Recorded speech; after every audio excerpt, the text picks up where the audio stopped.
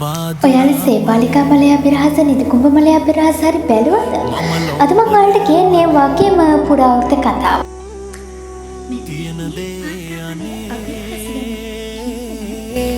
බාදුරා කොපුවක්. ඇත්තටම බාදුරා මල කියලා කියන නම් මේකට නෙවෙයි. අතීත පුරාවෘත්තවල නම් හඳුන්වන්නේ මේක මල කියලා. ඔයා කවදම හරි දවසක බාදුරා මලක් ඇතුළට ඇවිල්ලා තියෙනවද?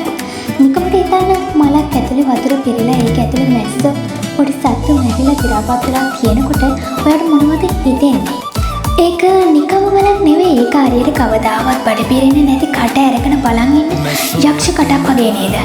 විද්‍යාවදී මේක මාංශ භක්ෂක ශාකයක් ලෙස සැලකුවත් අපි පැරණි ගැමි ජනප්‍රවාදවල කියවෙන එක හිරිවැටෙන කතාවක්. මේක පිටුපස්සේ ඉන්නේ ශාපලත් ගැහැණියක්. අතීතයේ ඉඳන්ම කෑම බීම් වලට ලෝභී ගැහැණියක්.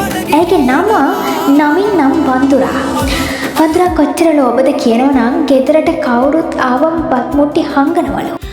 කිසිම කෙනෙක්ට කිසිම දෙයක් දෙන කෙනෙක් නම් නෙවෙයි මෙයා. ඕවා බෙදුවොත් මට කන නැති වෙයි කියලා කෑම මුට්ටි රෙදි කෑල් වලින් කට ගැට ගහලා කාටවත් පේන්නේ නැති තැන්වල හංගනවලු. මම කාලයක් යනකොට දවසක් මේ ගමේ උත්සවයක් තියෙනවා. ඒ උත්සවයේ තිබුණ කෑමත් මෙයා හොරෙන් කනවා. කෑම කාලම මෙයාට බඩේ අමාරුවක් හැදෙනවා. එයා ඒත් කෑම අතාරින්නේ නැහැ. කෑම කකාම දුවන්න ගන්නවා. එයා යනවා කැලයක් මැදට. ඒ කැලේ අතර මගදී වඳුරා මිය යනවා. මරණ මොහොතේ ඇයට සිහි වුණේ ඇය හංගපු බත් මුට්ටිය සහ මට ඒක කන්න බැරි වුණානි කියන කෑදර සිතුවිල්ල විතරයි. ඒ ලෝභී සිතුවිල්ලෙන් මිය යනවා. සබදාමයට දඬුවමක් දෙනවා. ඒ නැවත උපන්නේ මිනිසෙක් වෙලා නෙවෙයි. පාළු කැලෑවල තියෙන පස් කඩකාගෙන යන කවදාවත් කෑවට බඩ පිරෙන්නේ නැති ශාකයක් වෙලා. ඒ තමයි බාඳුරා. ඒකේ නම බාඳුරා නිසා මේ ශාකයට ජනප්‍රවාදයේ බාඳුරා කියන නම ලැබුණු බව කියනවා. ඊට පස්සේ තමයි බාඳුරා ශාකයේ නිර්මාණය වුණේ කියලා කියන්නේ. හොඳට බලන්න මේ මලේ හැඩය හරියට ගැහණිය කෑම හංගපු මුට්ටිය වගේ. උඩින් තියෙන පියන හරියට මේ මුට්ටිය වහපු රෙදි කෑල්ල වගේ. හැබැයි ඊටත් වඩා භයානකම දේ තමයි ජනප්‍රවාදයේ කියවන විදිහට මේ මල කියන්නේ අර මැරුණු පෙරේත ගැහණියගේ කට. ඒ මලේ අර විශාල කටක් තියෙන්නේ. ඒ ඉන්නේ බඩගින්නේ.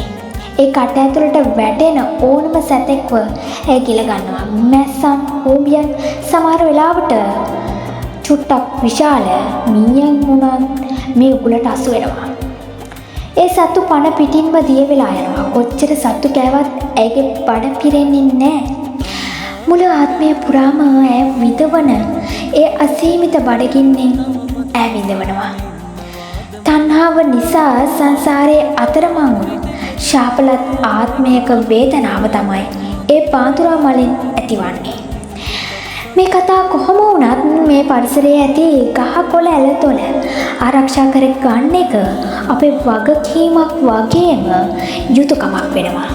ඉතින් ඔන්න ඔය විදියට බාඳුරා මලේ අභිරහස ඇතුලේ ඇංගිලා තිබුණ තවත් පුරාවෘත්තයක් ඔයාලා දැනගත්තා. මේ වගේ අභිරහස් කතා තවත් දැනගන්න ඕනේ නම් වීඩියෝ එකට ලයික් එකක් දාලා channel එක subscribe කරන්න. බාදුරා මලේ මම ලෝභ නෑ මලේ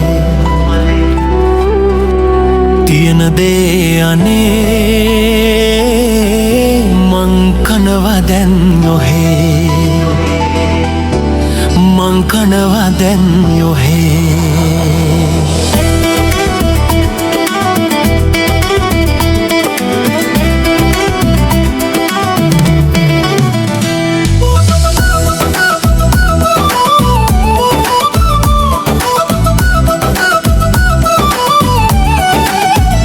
මැස්සෝ වැටෙනවා කටට වතුර පිරෙනවා බඩත් පිරෙනවා නැවත බඩගිනි එනවා මැස්සෝ වැටෙනවා කටට වතුර පිරෙනවා බඩත් පිරෙනවා නැවත බඩගිනි එනවා.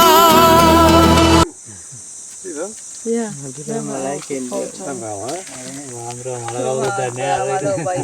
You're very big one. Yeah. Oh.